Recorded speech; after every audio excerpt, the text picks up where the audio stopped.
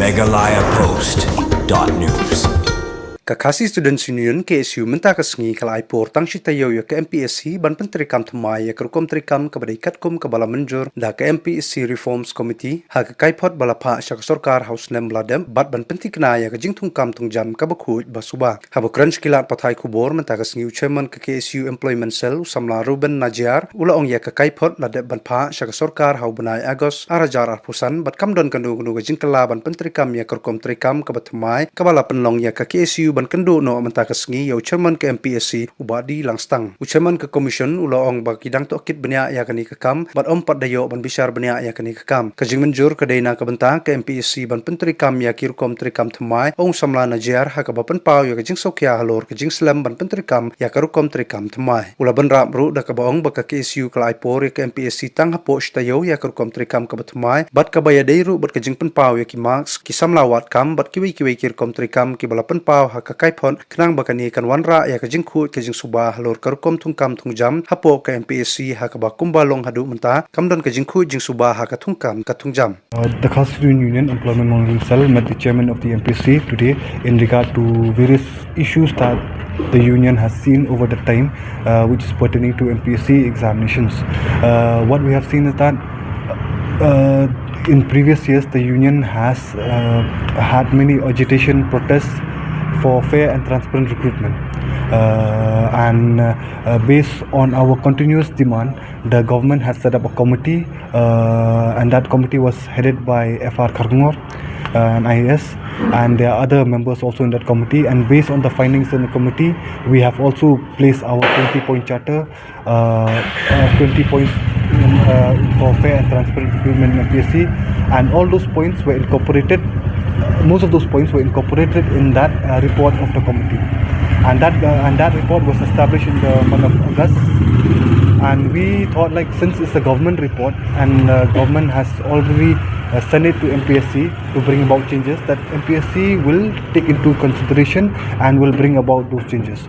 But it was sad for us to see that none of these changes has taken place, and it has been 5 months, but none of those changes has taken place, which made us to come to meet the chairman to question him regarding his why is the commission has failed to initiate all those steps.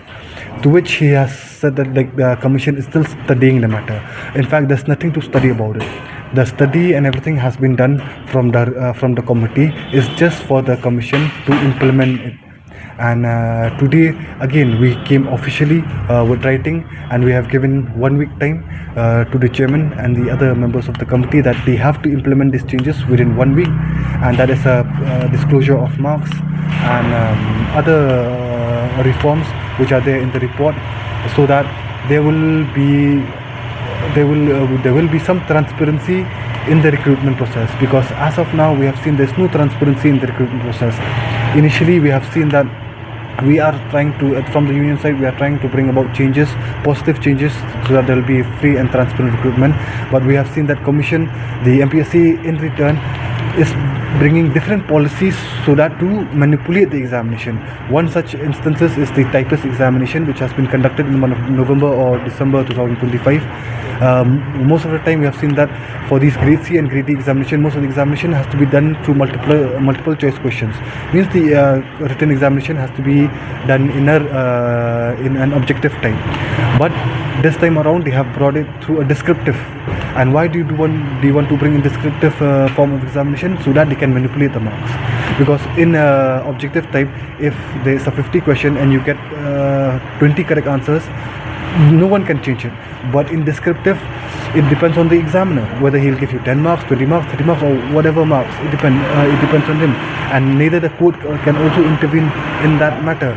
So they want to manipulate such kind of marks, so that they can fill in those their own candidates. So we have objected against that, and we have stated that such kind of practice will not entertain. And the other thing is that the advertisement henceforth should not be for citizens of India, but it should be for domicile of Meghalaya. This is not practiced. This is practiced all over the region. Most of the northeast states and other parts of central India also practice that. State job are only meant for the domicile of that state itself and not meant for all over India. See, they don't want to rectify or they don't want to implement these changes because they are okay with the current system which is corrupted, the current system which can only fill their own candidates, whereas eligible and enthusiastic candidates, promising candidates are not getting employment, whereas people with connections and other people who are financially well, who can pay a large sum of money, are getting employed. So if they are to bring this kind of system, then obviously they will be put under the scanner. People will know their marks, people will know how much they can interview, and people will start raising questions. As of now, you never know who writes for examination, who sits examination, who get what marks. They don't know. They just know that after they have completed, a result is publishing showing that these are the particular names who have passed. But they don't know how much they get. Even if they file RTI, also most of the time they don't get it. So that's why they hesitate to bring these kind of changes, because if they bring these kind of changes, there will be a transparent recruitment.